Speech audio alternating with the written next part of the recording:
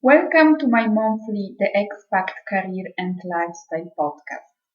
I'm Dominika and I am the founder of dmcoaching.eu, the place to be when you want to create a career you love and live the global lifestyle.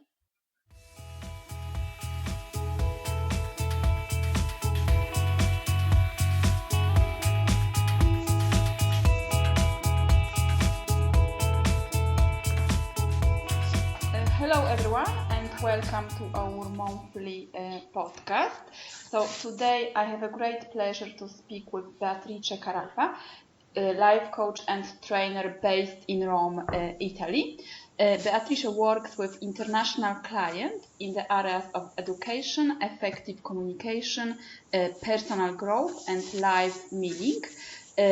She coaches and trains both individuals and groups in Italian and English. And today with Beatrice we will speak about assertiveness and how to be more assertive. So welcome Beatrice, it is a pleasure to have you here.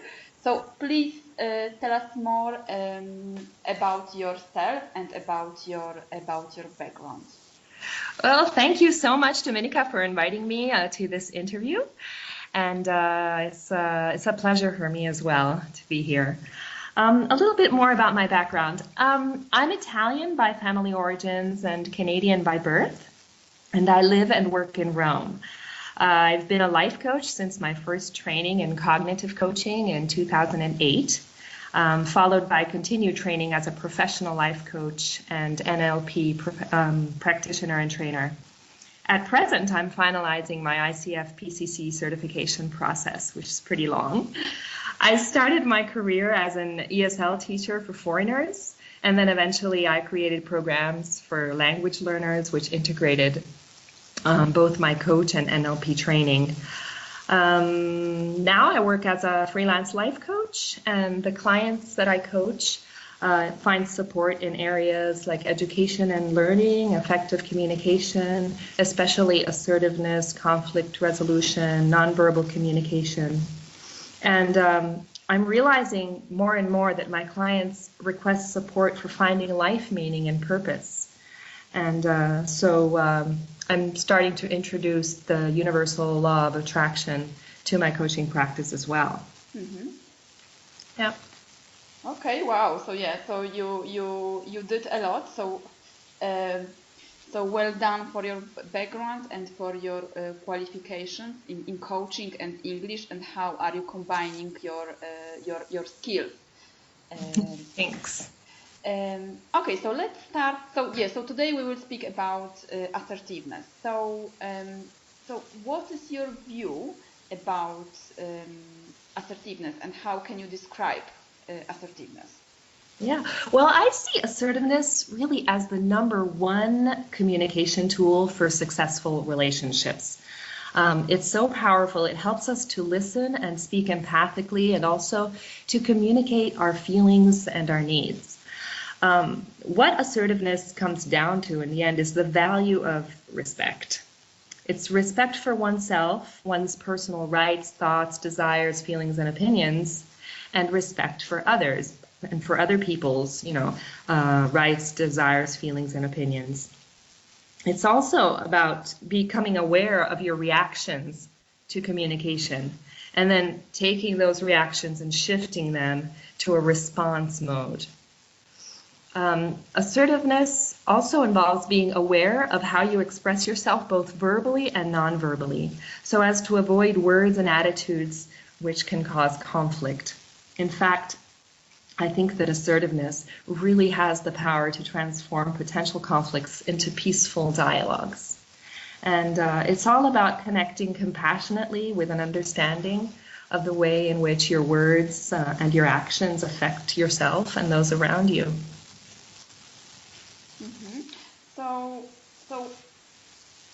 what is the difference between assertive, passive, and aggressive behavior? And aggressive. Yeah. Mm-hmm. Yeah. Well, we'll start from the passive communicator. The passive communicator has an I am not okay, you are okay position towards himself and others. So basically, the characteristics of the passive communicator are that of being emotionally dishonest, indirect. The feelings that are involved when the passive communicator behaves in this way are feelings of hurt, of anxiety. He can be passive at the moment, and then afterwards he becomes angry for the way he behaved or the way he spoke.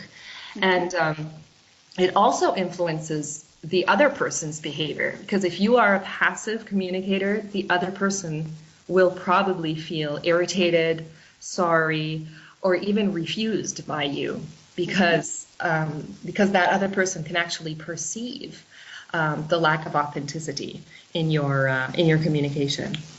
The other person at the same time could have feelings of guilt and of superiority as well, because he can sense that underminingness that the passive communicator is communicating. So I can give you an example of a passive communicator.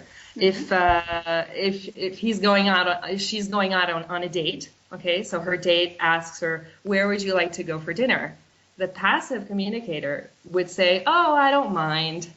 And then when the other person chooses the restaurant or the place to go to, the passive one will say nothing, but then inside she will feel, angry or vindictive, hurt or anxious. So, it's that undermining feeling that the passive communicator feels.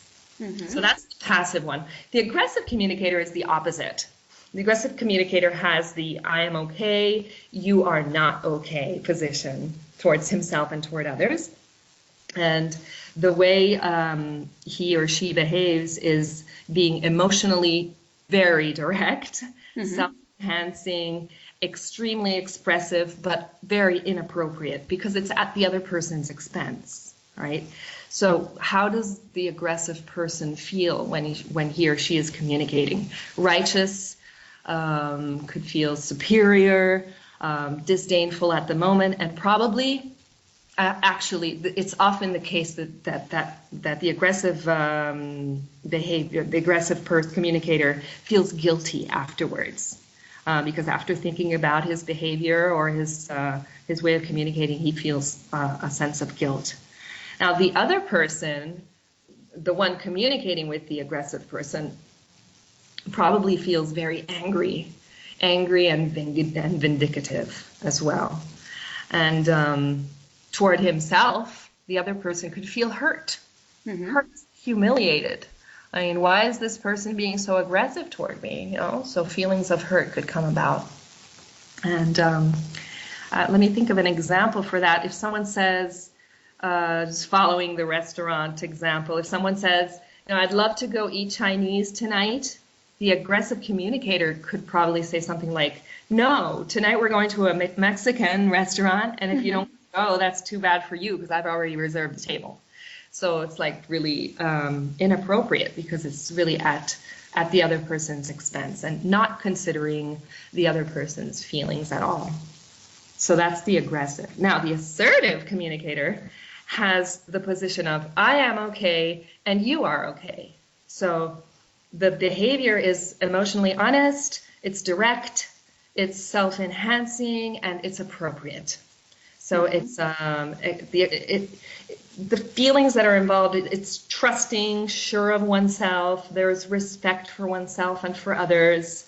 And so really there is this, the word is respect. That's the secret word.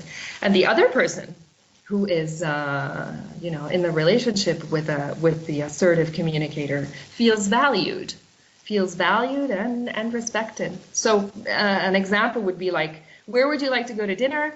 Oh, I'd love to go to that Japanese restaurant we drove by the other day. Great idea, let's go. So, it's a win-win. And it's fair, it's considering the other person's feelings, opinions, thoughts. So, so that's a little bit of an overview of the three positions, and the three types of behaviors or communication. Yeah. So Yeah, because most people, so most of us, tend to be passive, not assertive. So, what are the best ways to increase our assertiveness and Hmm. to, for example, to resist the pressure of the dominant person, of the aggressive person? Hmm. Well, I usually refer to 5 types of assertive communication that can be applied to different situations. So, depending on the situation, you can use one of these 5 types. Like the first one is what I call basic assertiveness. This one is simply the simple expression of your personal rights, thoughts, feelings, and opinions. Okay, so it involves like expressing your affection and positive feelings towards people. Some examples of this could be like what if you're interrupted, the assertive way to respond is, "Excuse me, I'd like to finish what I'm saying."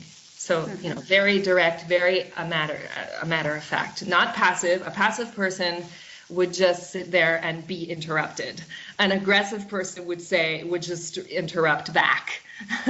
Whereas the assertive way is to say, "Excuse me, I'd like to finish what I'm saying." So, she or he is acknowledging his thoughts or his rights to finish what he's saying. Another example could be like when an important question is asked and you're not ready.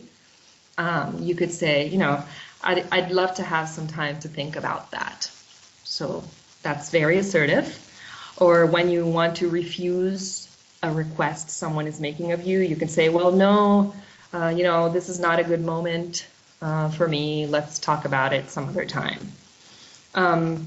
And another form of basic assertiveness is the word no.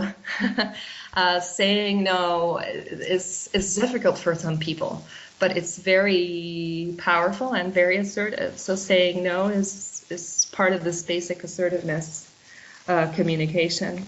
The second one out of the 5 is the empathic assertiveness. This one works by using 2 affirmations. The first part of the sentence would communicate the fact that you're recognizing both the situation and the feelings of the person. So the reality of the situation plus what the person is feeling. And the second part defines that person's rights. Mm-hmm. So let me give you an example. If you're expecting the delivery of some product, of any product, you're expecting the delivery and it's not arriving. So what do? You call customer service, and instead of bashing out at the person on the other side of the line, or instead of not calling at all and just waiting and waiting and waiting, you could say in an assertive way, I know that it's hard to know exactly when the product will be delivered. So that's, acknowledging the situation. But I would like to know an approximate indication of the time. So that's a very assertive way and empathic way, because you are acknowledging the feelings of the person doing her job on the other side, and you're not attacking her for something that is not even, her fault, his or her fault. So that's the second type of assertiveness we can use. A third form is the I language. This one is really useful for people who have difficulty expressing negative feelings. And the way it's articulated is into 4 points. So it would be like when da da da da da, the effects are da da da, I feel da da da, and I would prefer. So just to give you an immediate example, when you slam the door, I can't work because I get agitated.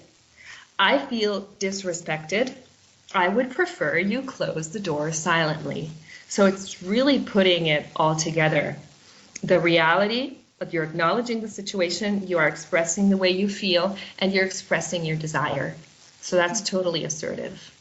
And this one is really useful when you have difficulty expressing negative feelings.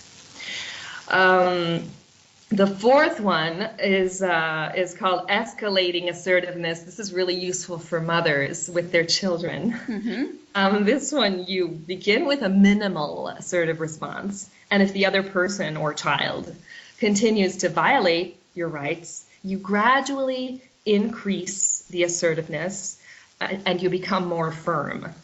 So, for example, if a work colleague is not respecting your space, first time, could you please knock before entering? Okay, person continues to knock. Do you remember I asked you to knock before entering? It's important to me. Okay, so you're putting your feeling in there too. Okay, and then at the third time, you can say, the next time you walk in without knocking, I'm going to have to speak to our supervisor. So you're really slowly and gradually increasing the firmness of your assertiveness without becoming aggressive.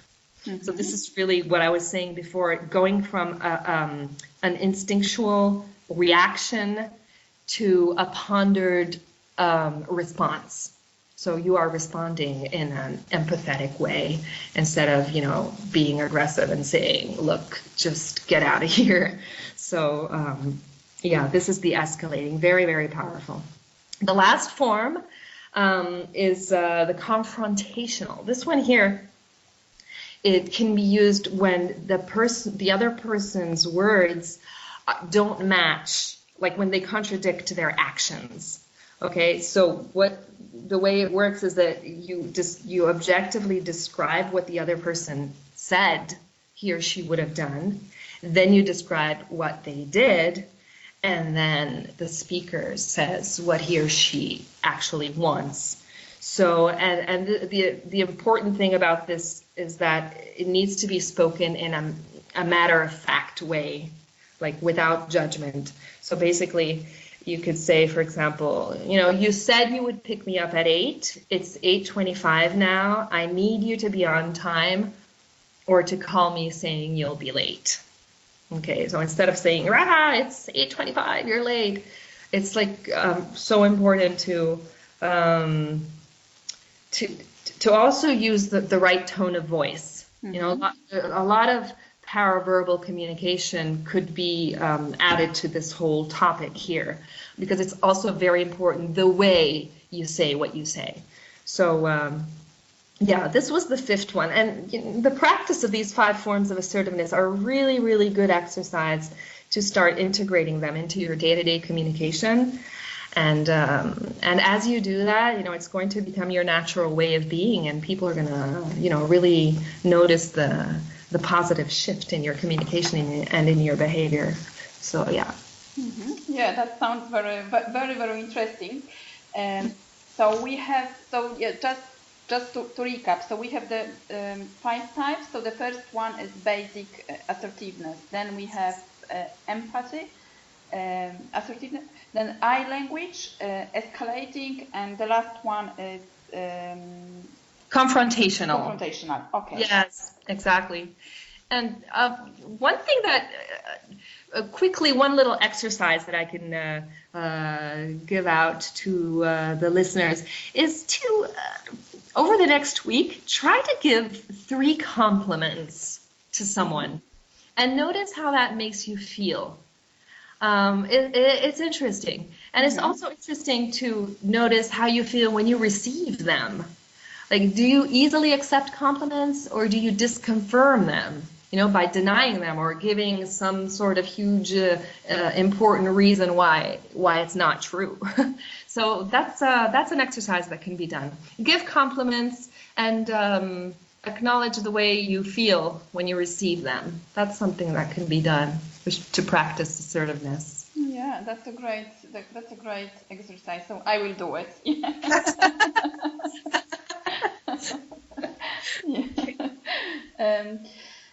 Okay, so do you think there is a connection between self-confidence and assertiveness, and what is the connection between them? Right. Yeah. Well, yes, absolutely. I mean, self-confidence is a feeling of trusting in yourself, and especially your ability to engage in an adequate way with the world surrounding you. And if you're self-confident, you're ready to rise to new challenges, you're ready to seize opportunities, to deal with difficult situations, and you have that responsibility when things don't go the way you were expecting. So in this way, it's really, really closely linked to assertiveness, because when you're assertive, you are respecting your needs, your desires, your thoughts, opinions, and rights. And so in doing that, you are actually taking responsibility for yourself and whatever life sends your way. So yes, through the practice of being assertive, you actually powerfully strengthen your self-confidence. You really feel empowered, clear, and I'd like to add, you feel healed. You feel healed, because it's like you are substituting a way of communicating which was actually hurting you. So when you make this shift, the healing that comes about in being assertive actually does increase your self-confidence, because it makes you feel that you can really do more and deal with situations in a more positive way and rise to challenges. So yes, the link is very, very, very close. So many of our listeners and followers are people who are moving or are working abroad.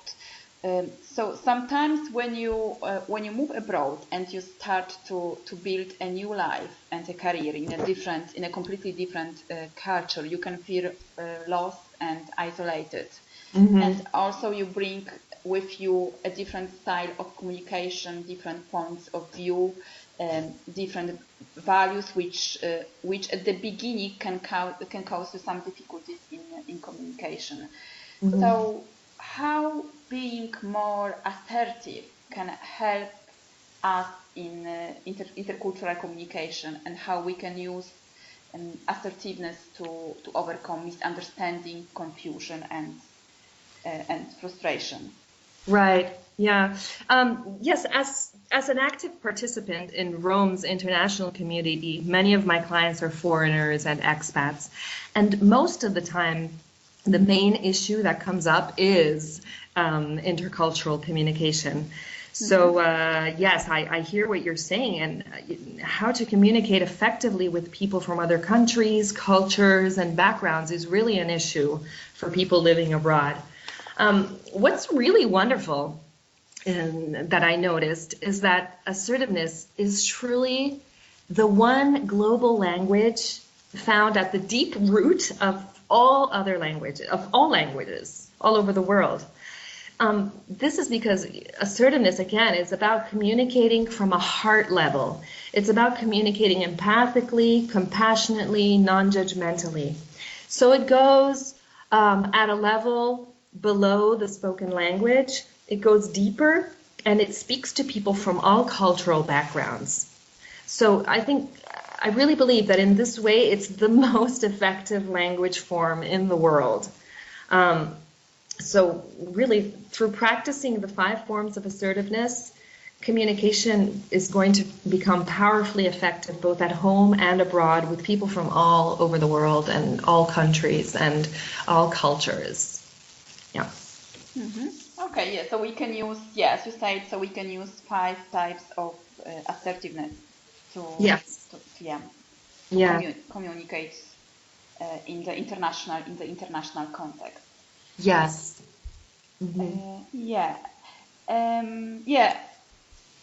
So assertiveness is also saying no, but saying no in a polite, let's say in a polite way.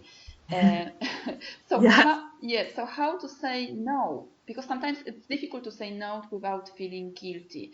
So, for example, many people have difficulties with saying no.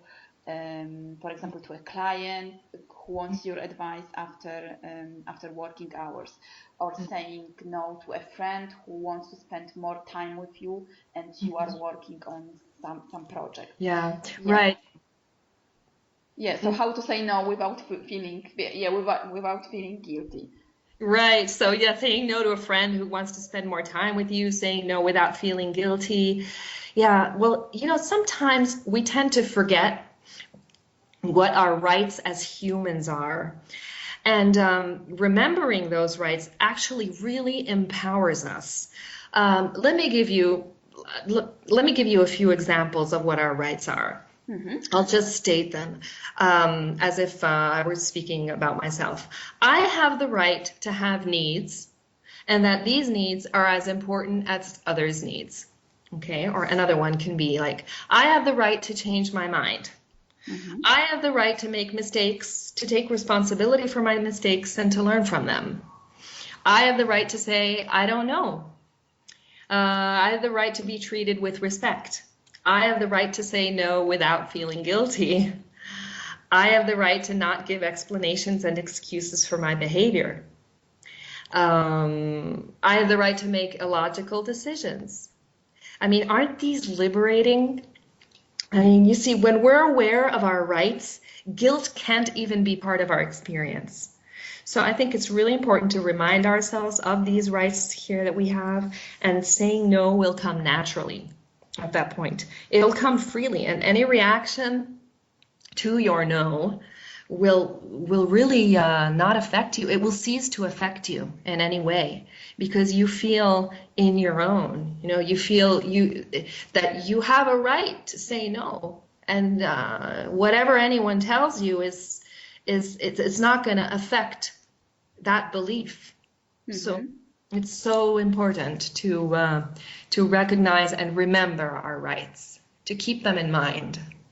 Yes, I think that's, you can also, we can also write down our rights and read them every morning or yes, absolutely. That's a great idea. Write them down and read them. And whatever words or actions will reflect those rights that you are continuing to repeat to yourself, which will become part of you. Absolutely, they become your beliefs. Yeah, exactly. So how to be more assertive during a job search and give the right impression?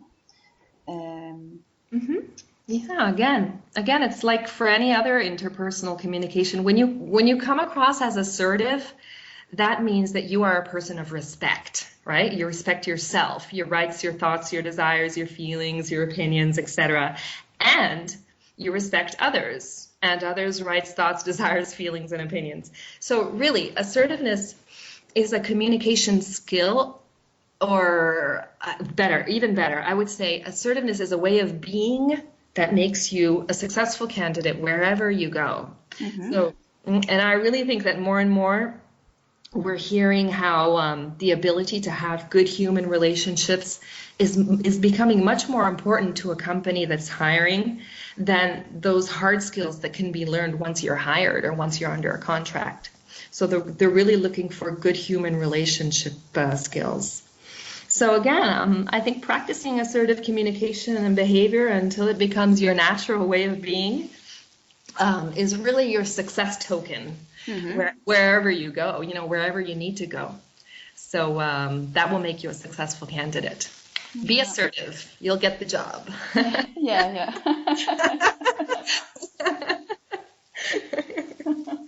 Yeah. Right. Great. Yeah. So we spoke about a lot of benefits of being assertive. So can you, what else would you add? Yeah, well, in general, if we consider the passive and aggressive behaviors, those tend to build up negative emotions inside of us. And these negative emotions, they can cause eventually, when they're repeated, they can cause energy blocks. And these energy blocks can lead to discomfort, to strong discomfort, and eventually to medical disorders and severe sickness as well. So avoiding this buildup of negative emotions through the practice of assertiveness will keep you mentally and physically healthy. And I think that's so important to be aware of that, how the passive and aggressive behaviors can affect our mental and physical health. Other things, the benefits for yourself, you feel self-confident, you feel empowered, you feel on top of your life experience.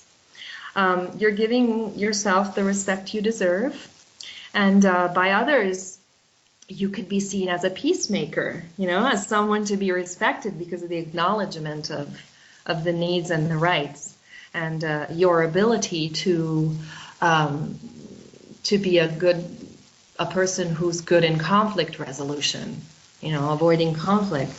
And others are going to be grateful for this new, authentic, deep communication you have with them, because it's seen as something new, as something rare, as something. It's rare to bump into people who are both communicate and behave in an assertive way 100% in every situation. So others are going to be grateful for that, because you'll enrich their lives as well. And what else? Toxic conditionings from the past, they'll be overcome. So this new liberating form, I like to think of assertiveness as giving you freedom, right? So it's a liberating form of communication will take place of those conditionings. And, it's really,